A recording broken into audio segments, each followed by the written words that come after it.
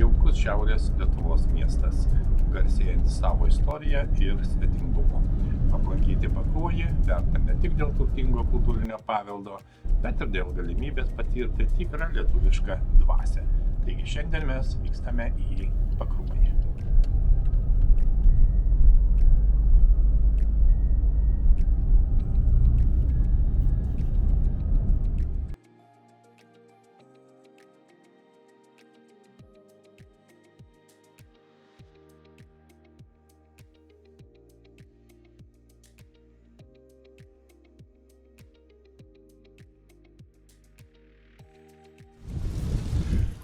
Šiandien esame Pakruojyje, tikrai įdomiame istorinėme ir iš esmės sename mieste. Pakruojis yra įsikūręs buvusioje Žiemgalių gyvenamoje teritorijoje. Ir pirmą kartą paminėtas 1531 metais, nors kai kurie šaltiniai nurodo vėlesnius metus. Be abejo, miestas įsikūręs prie Kruojos upės, tai yra šiaurės Lietuvos miestas, nutolęs į rytus nuo Šiaulių maždaug 36 km. Ir miestas yra išties įdomus, daug įdomių objektų, be abejo yra bažnyčia, yra net dvi miesto aikštės, taip pat yra sinagoga, išlaikyta, išsilaikiusi, restauruota, atkurta ir šiuo metu yra Pasvalio krašto muziejaus padalinys būtent sinagogos patalpose, vyksta ekspozicijos. Ir šiaip miestas gana gerai tvarkomas, prižiūrimas, tikrai įdomus. Pasivaikščiosime, apžiūrėsime ir kaip visada papasakosime apie šį tikrai įdomų Šiaurės Lietuvos miestą.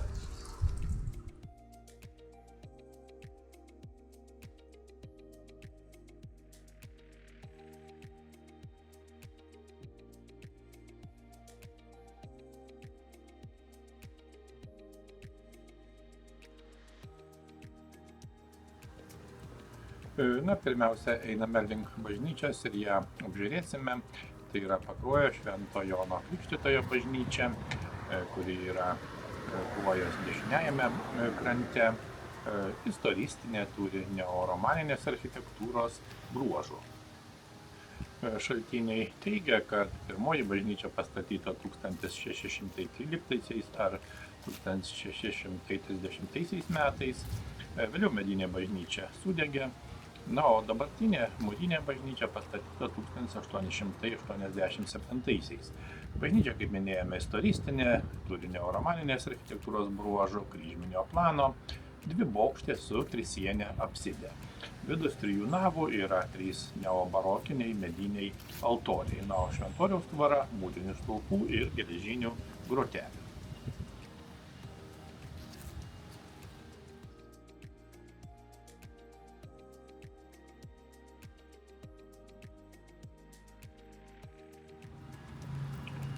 Pakruojis, kaip jau minėjome, yra miestas šiaurinėje Lietuvos dalyje, Šiaulių apskrityje, apie 36 km į rytus nuo Šiaulių.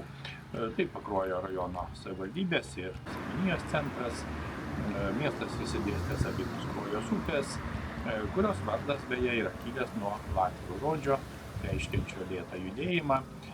Tačiau liaudies etimologija sieja ją su krauju dėl senų mūšių Švedijos karų laikais. Pakruojo miesto teritorija yra apie 3,5 kvadratinių kilometrų, o gyventojų skaičius yra kiek daugiau negu 4 000. Be to reikia pasakyti, kad miestas yra įsikūręs Mušos Nemunėlio žemumoje, prie Kruojos upės, kaip jau sakėme, netoli kelio Šiauliai-Pasvalys.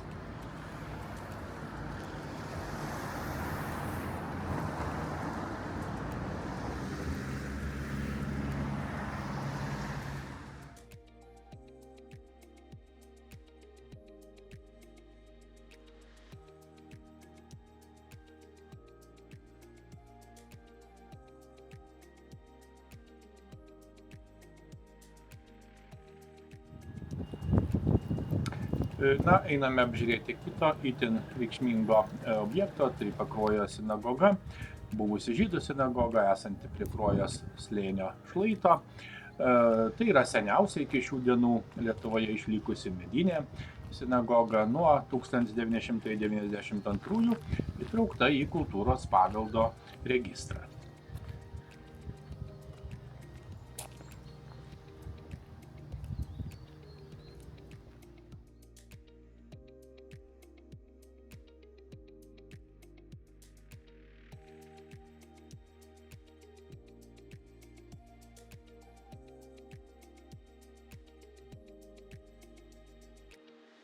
Labadiena, esu Algirdas Pilipauskas, sveiki atvykę į Pakruojo krašto muziejų, į Pakruojo sinagogą. Ji buvo pastatyta 1801 metais, o dabartinis sinagogos vaizdas yra po rekonstrukcijos 1885. Šitose nuotraukose, keliose senose nuotraukose, kurias darė Stasys Vaitkus ir kalbininkas Hatskelis Lemchenas 1938, yra buvęs senosios sinagogos interjeras. Čia matyti Aron Kodešas, kuriame buvo laikomas toros ritinėlis, ir puošni aštuonkampė bima, taip pat keletas kitų interjero nuotraukų. Tai jeigu kalbėti apie Pakruojo sinagogą, tai buvo ne vienintelis pastatas, šalia taip pat buvo ir kiti du sinagogos pastatai.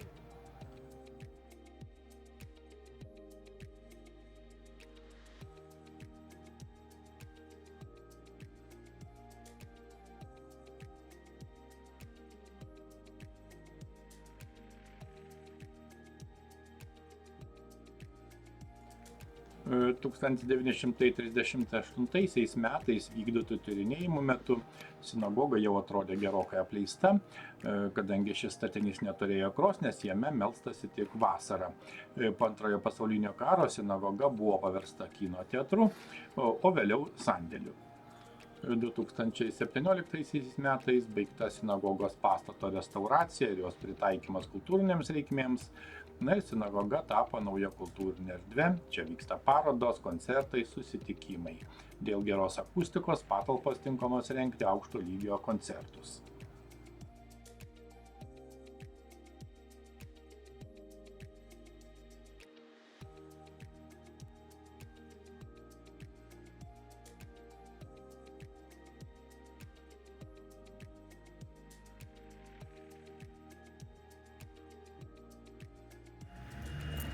Miesto centre yra Laisvės aikštė, kuri yra viena iš dviejų pagrindinių miesto aikščių šalia Vienybės aikštės.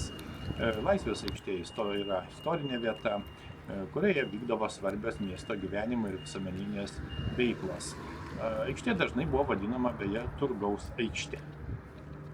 Palyginti neseniai aikštė buvo renovuota, jos infrastruktūra tapo reprezentatyvesnė, funkcionalesnė, ir žinoma patrauklesnė miesto ir rajono gyventojams bei svečiams.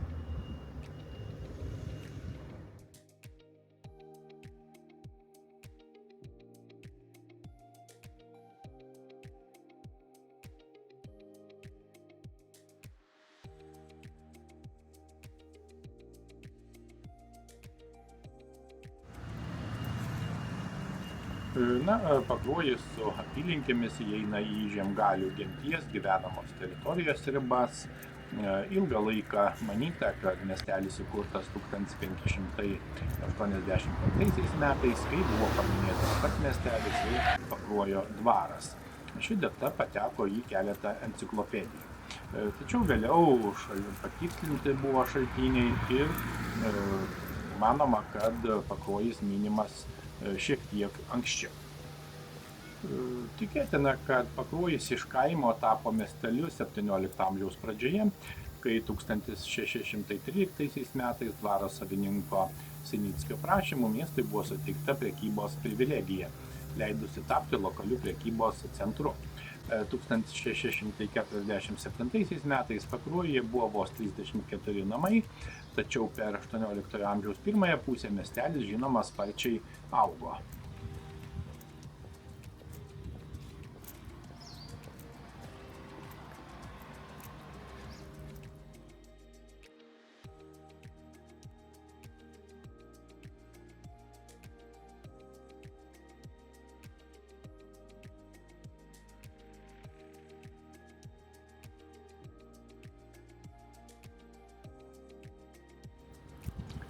Na štai esame ir antroje aikštėje, būtent Vienybės aikštėje.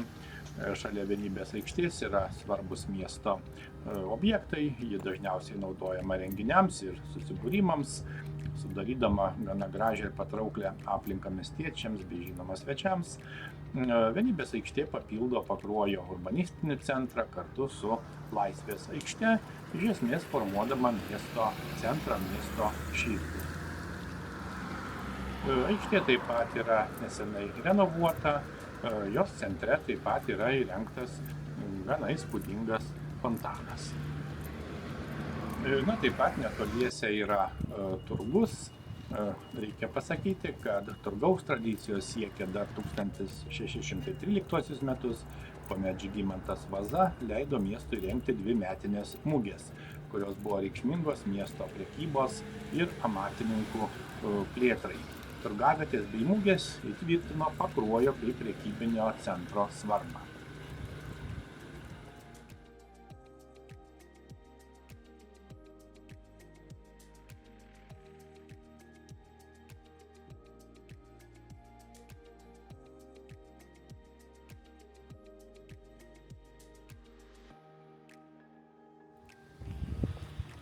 Einame toliau ir netrukus prieiname Pakruojo autobusų stotį. Beje, netoliese yra stovintis garvežys. Na ir šio garvežio modelis pagamintas 1957 metais Lenkijoje fabrike Fab Lok.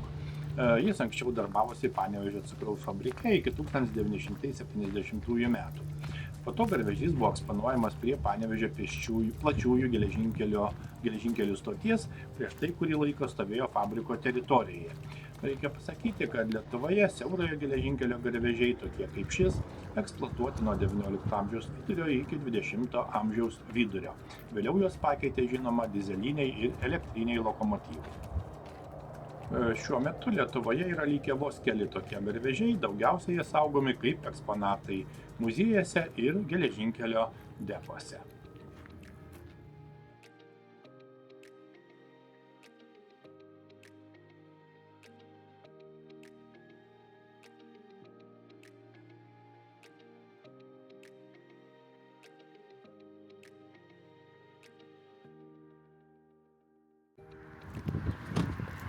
Na štai, beveik apėjome visą miesto centrą.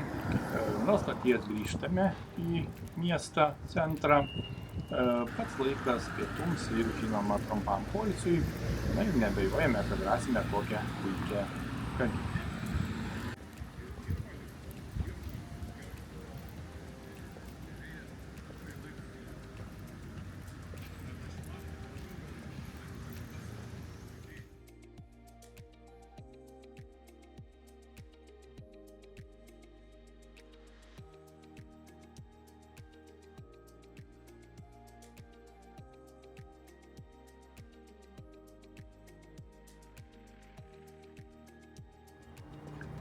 Tęsiame pažintis Pakruojo miestu ir matome Pakruojo ugniagesių stoginę.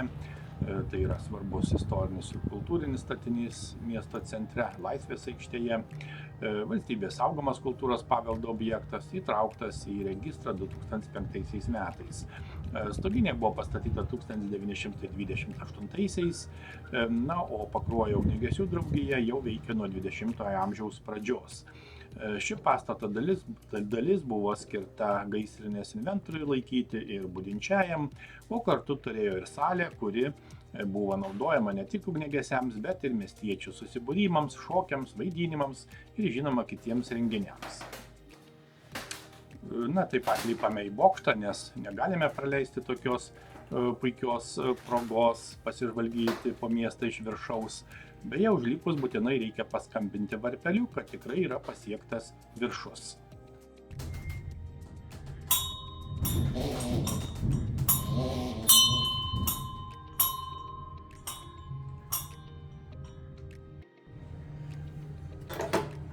Alio, ar kas nors girdi? Pavojus, didžiulis gaisras apylinkėje. Matosi tiršti dūmai ir didelės liepsnos. Skubiai bėkite prie gaisrinių žarnų, jos sukabintos pirmame aukšte. Nedelskite, žmonės pavojuje.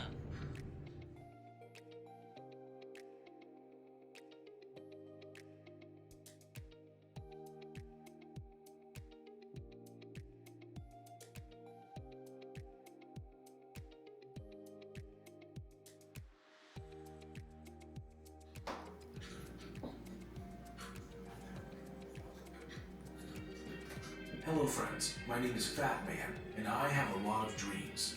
I once dreamed about a multi-talented, highly influential person, a painter, stage designer, teacher, and pioneer of modern Lithuanian stained glass and animation, who fused various artistic movements together in his creations. This dream is about the life and journey of Stasys Sušinskas. I will tell you everything if you follow me. One of the most significant Lithuanian artists of the 20th century was born in Pakruojis in 1905, where he also spent his childhood. His grandfather was employed at the Pakruojis manor, and his father was a stonemason.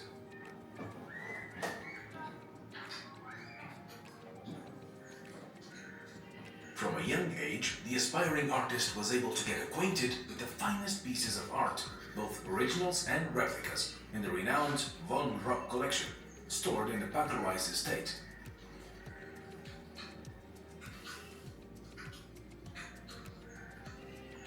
The young man was given permission to use the manor library to copy and draw book illustrations, paintings, and sculptures, because his grandfather was employed by Von Rupp. The artist has stated that the Pakruojis manor's atmosphere and the remarkable Rupp art collection were what first sparked his interest in painting.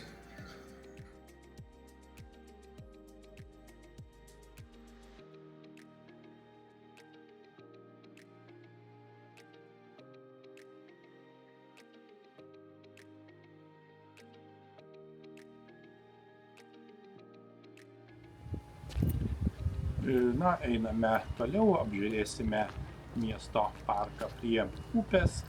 Kaip jau minėjome, miestas įsikūręs Mušos Nemunėlio žemumoje, prie Kruojos upės, netoli kelio Šiauliai Pasvalys. Na, o miesto centre Kruoja yra patvenkta, todėl vakarinėje Pakruojo dalyje upė suformuoja Pakruojo tvenkinį. Mes prie jo dar nuvyksime vėliau. Na ir miesto centre yra savotiškai sala Pusiasalis. Na, miesto parke prie Kruojos upės yra įrengta atnaujinta upės krantinė, kuri yra dalis miesto viešųjų žaliųjų erdvių sistemos. Na ir ši parkų ir žalumo zona sudaro multifunkcinę rekreacinę erdvę gyventojams ir svečiams, skatinančią aktyvų poilsį gamtoje. Per upę yra įrengti pėsčiųjų tiltai, na ir šie tiltai leidžia lengvai kirsti upę ir be abejo jungia miesto dalis, suteikdami galimybę praeiti per upę ir pasiekti parką, taip pat kitus lankytinus taškus.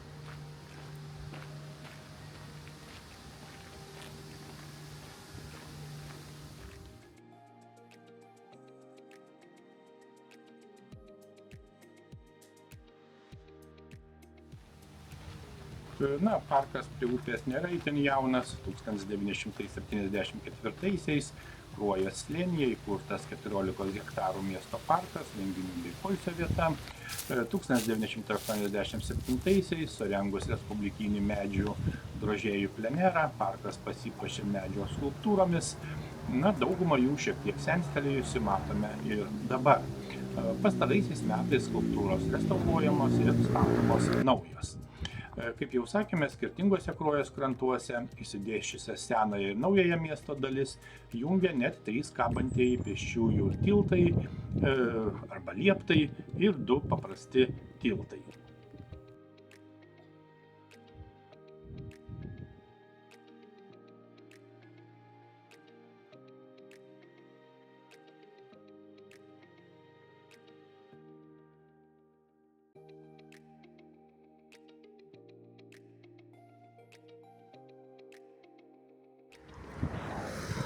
Na, iš esmės apėjame parką ir vėl grįžtame į miesto centrą.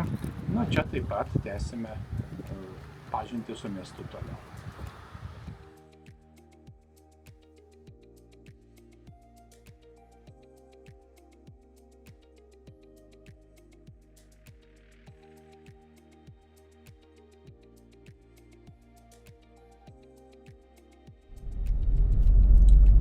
Na, keletą žodžių apie pramonę. Būtent miesto pramonė tradiciškai buvo susijusi su statybinių medžiagų gamyba. Reikia paminėti, kad Pakruojo apylinkėse eksploatuojamas dolomito akmuo, o jos skalda naudojama kelių tiesimui ir tai yra pagrindinė regiono pramonės šaka. Žinoma, taip pat yra maisto, tekstilės, medienos apdirbimo, keramikos pramonė. Taip pat galima sakyti, kad daugiausia, ypač turistų dėmesio, Pakruojo rajone sulaukia Pakruojo dvaro sodyba ir žinoma parkas, tačiau dvarą tikimės aplankyti jau kitą kartą.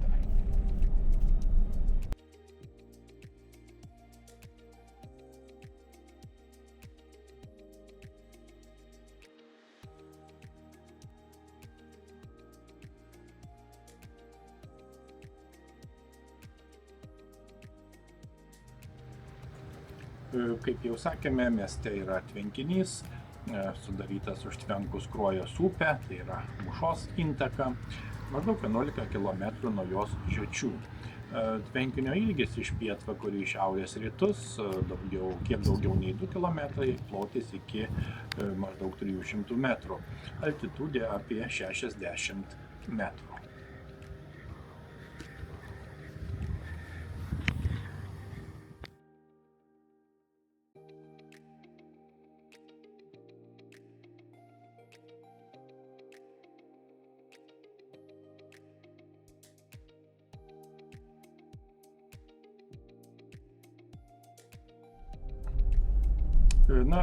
Pietvakarinėje pakrantėje yra įkurtas Linksmučių parkas, jame taip pat įrengta stovyklavietė.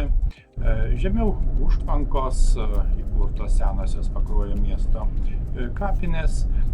Šiaurrytinėje pakrantėje šalia užtvankos yra įrengtas paplūdimys. Ir taip pat prie Pakruojo tvenkinio, žinoma, yra Pakruojis kaip miestas ir taip pat jo priemiesčiai. Į pietus Jovarai, į vakarus Linksmučiai, o į šiaurę Sigutėnai.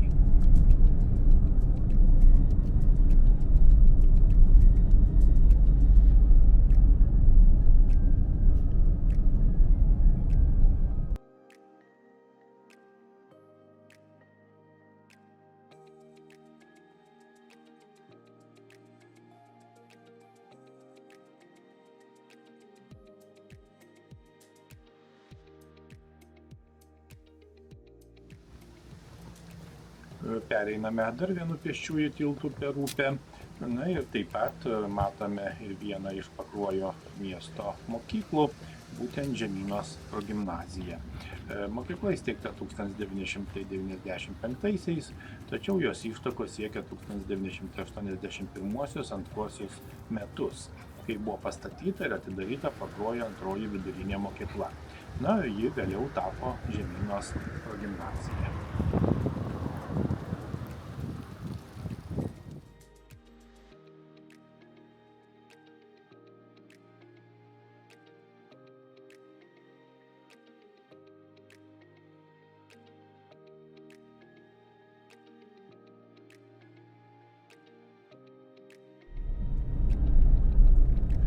Pakruojis nedidelis, bet istoriškai ir kultūriškai turtingas miestas Šiaurės Lietuvoje. Pakruojis ilgą laiką garsėjo savo aludarystės tradicijomis. Čia veikia seniausia Lietuvoje alaus darykla, savo šaknis siekianti nuo XIX amžiaus. Tai rodo miesto pramonės ir amatų tęstinumą.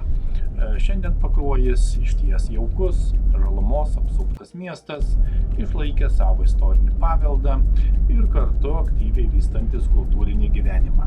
Tikrai verta apsilankyti ir plačiau ir detaliau pažinti šį puikų miestą.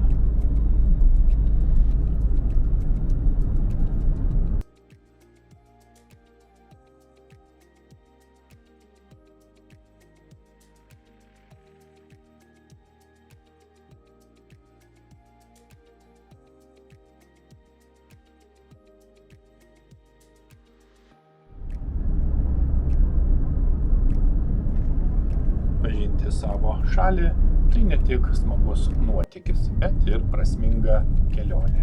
Keliaudami po Lietuvą ne tik atrandame jos grožį, bet ir stipriname ryšį su savo kraštu. Iki kitų puikių kelionių.